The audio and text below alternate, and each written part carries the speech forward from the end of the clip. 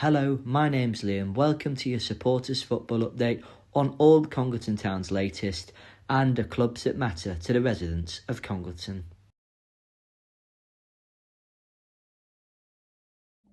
Hello, welcome back to your football update.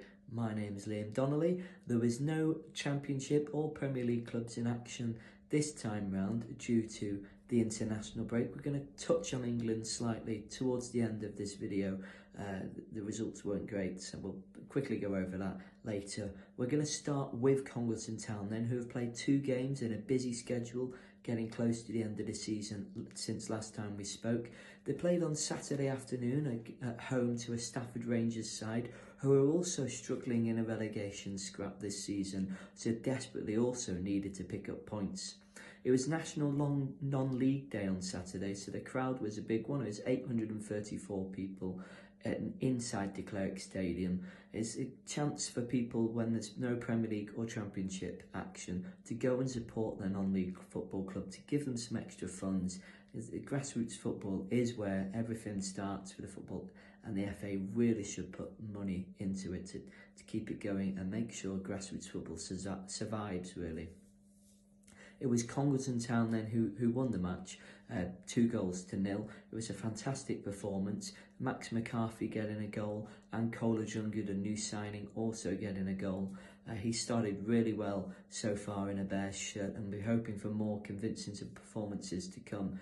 After the match, Congleton chairman Charles Porter spoke to BBC's Stoke Simon Humphreys, and here's the interview. So you, Richard, and the rest of the management team sit down in the summer and go again and plan for next season, what players and what budget's available and all that kind of stuff? Yeah, of course, yeah. Ultimately, it's got to start before the summer. We need to be fully prepared, take a look at where we're at and where we want to be, and again, it's tough, isn't it? It's tough for everybody. You know, teams at this level and clubs at this level, it's difficult. It's really difficult. Financially, it's tough. It really is. Yeah, and you've got teams like Bury who it looks like they're going to win the league and go up. They've been getting 3,500 and paying players ridiculous. Well, we know they're paying players good money, aren't they, in this league? So it's hard to compete against clubs like that, isn't it? It is, and you know, you do get blips like that where you get a big club come in and you know, they throw in everything they can to get up again, which is fair enough. We've seen it before, and good luck to them. But it's not just Bury who are playing silly money. You know, there's a lot of clubs in this league who are paying what I think is ridiculous money.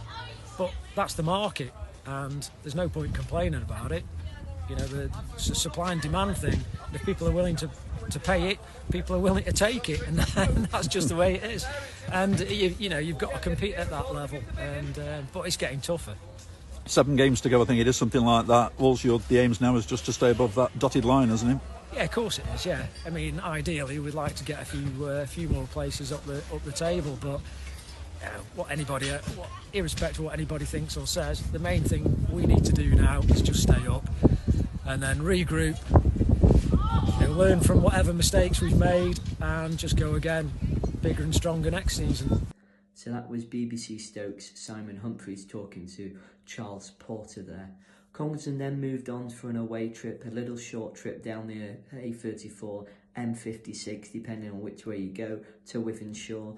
Wythenshawe are also in a relegation battle and are more than likely going to get relegated. The performances haven't been great as recent.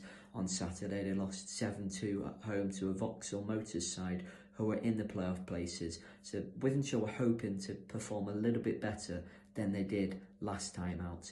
Wythenshawe took an early goal in the lead in this one, took the early lead in this one, scoring in the first 10 minutes of the match. There was a mistake at the back by the Bears, and Wythenshawe made Congleton pay to score the opener.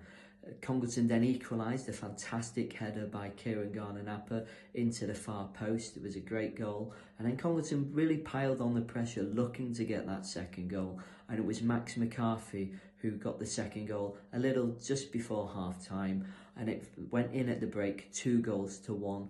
Congleton then came out in the second half, defended really well as a unit. Wythenshawe upped the game and were playing good football, and lots of the ball was being played in Congleton's half. They were defending really, really well. On the 84th minute, Wythenshawe got the equaliser, so it finished at the Wythenshawe 2-2. But 7 points from 9 isn't too bad for Congleton at this stage in the season. Congleton play again tomorrow, Good Friday, against the Bury team away from home. That's going to be a tricky test, so we'll see what happens there. And then they're back at home at the Cleric Stadium on Monday, Easter Monday, against Shifnal Town, who started off the season really well. They were the first.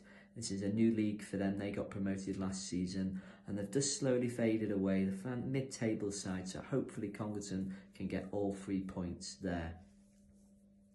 Moving on then to Crewe Alexandra in League 2. They played an Oldham Athletic side at home on Saturday and it was a comfortable 2-1 victory for them.